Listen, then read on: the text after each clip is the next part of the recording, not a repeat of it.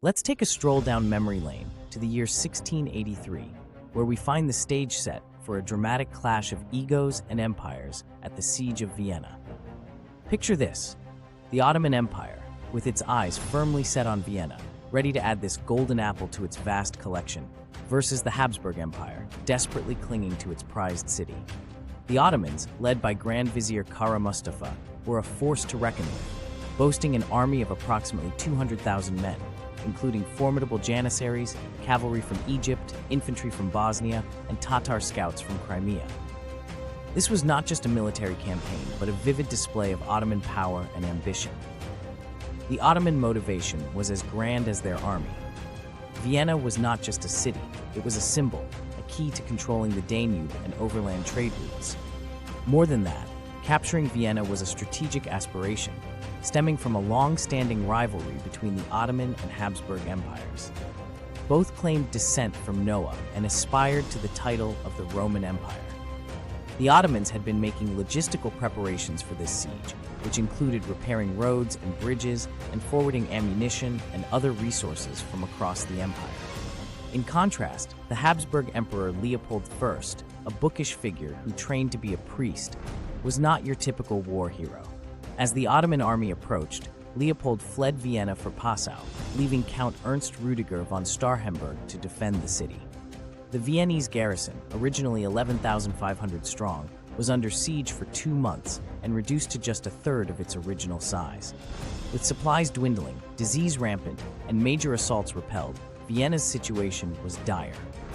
Meanwhile, Grand Vizier Kara Mustafa, ambitious and power-hungry, had his own reasons to push for victory. He acted beyond the intentions of Sultan Mehmed IV, who had merely wanted him to capture frontier fortresses.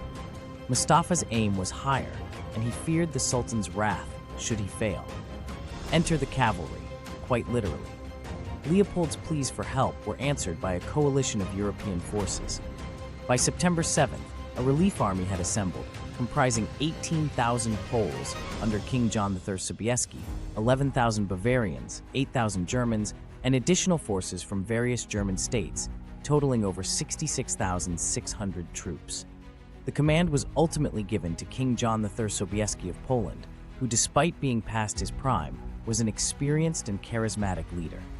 The decisive battle took place on September 12, 1683, at Kahlenberg Mountain near Vienna. The combined forces of the Holy Roman Empire and the Polish-Lithuanian Commonwealth, under Sobieski's command, clashed with the Ottomans.